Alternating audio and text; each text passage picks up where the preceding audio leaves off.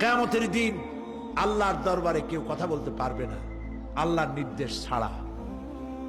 নবী করিম সাল্লাল্লাহু আলাইহি সাল্লামকে সাহাবায়ে কেরাম জিজ্ঞেস করেছেন, হে রাসূল, আপনার আব্বা এবং আম্মার অবস্থা কি হবে?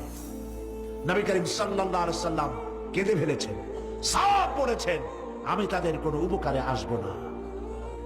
পৃথিবীর সব মানুষ, সাহাবায়ে কেরাম বাদ দেন, পৃথিবীর সমস্ত মানুষ একত্রিত হয়ে আবু তালেব রাসূলুল্লাহকে যে ভালোবেসেছেন, ওর 1000 ভাগের 1 ভাগও সারা দুনিয়ার মানুষ রাসূলুল্লাহকে ভালোবাসতে পারবে? নিজের ছেলে আলীকে, আলী রাদিয়াল্লাহু তাআলা আনহুকে আলাদা বিছানায় শোয়াইয়া, ছোট্ট মানুষ হযরত আলী আলাদা জায়গায় রাখিয়া মুহাম্মদুর রাসূলুল্লাহ সাল্লাল্লাহু আলাইহি ওয়াসাল্লাম এতিম মানুষ তার কলিজার সাথে বুকের মধ্যে আশ্রয় দিয়ে আগলে রেখেছেন বুক করে। সেই আবু তালেব মৃত্যুর সময় নবী করিম সাল্লাল্লাহু আলাইহি ওয়াসাল্লাম বলেছিলেন, চাচা একটি বার আমার কানে তাওহীদের কালেমা শোনায় দেন। আবু তালেব, তার কিসমতে ছিল না কালেমা। মরে যাওয়ার পর একজন সাহাবী বলেছিলেন, ইয়া রাসূলুল্লাহ,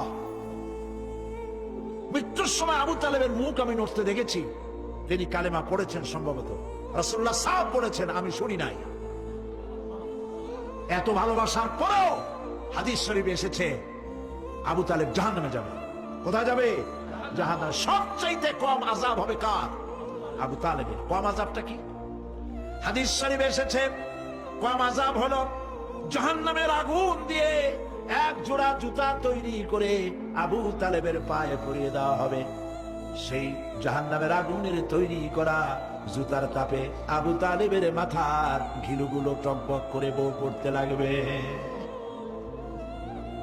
এত ভালোবেসে যদি কিয়ামতে উপায় না হয়, আপনি ইয়া নবী সালাম আলাইকা ইয়া রাসূল, কিয়ামতের দিন আল্লাহর দরবারে কেউ কথা বলতে পারবে না আল্লাহর নির্দেশ ছাড়া।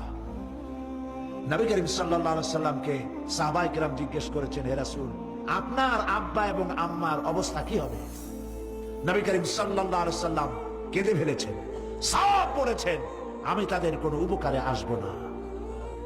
পৃথিবীর সব মানুষ, সাহাবায়ে কেরাম বাদ দেন, পৃথিবীর সমস্ত মানুষ একত্রিত হয়ে আবু তালেব রাসূলুল্লাহকে যে ভালোবেসেছেন, ওর 1000 ভাগের 1 ভাগও সারা দুনিয়ার মানুষ রাসূলুল্লাহকে ভালোবাসতে পারবে?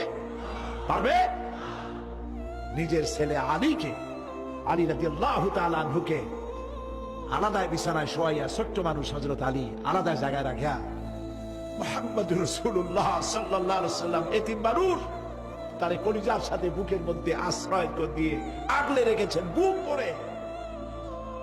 সেই আবু তালেব মৃত্যুর সময় নবী করিম সাল্লাল্লাহু আলাইহি ওয়াসাল্লাম বলেছিলেন, চাচা একটি বার আমার কানে তাওহীদের কালেমা শোনায় দেন। আবু তালেব, তার কিসমতে ছিল না কালেমা। মরে যাওয়ার পর একজন সাহাবী বলেছিলেন, ইয়া রাসূলুল্লাহ,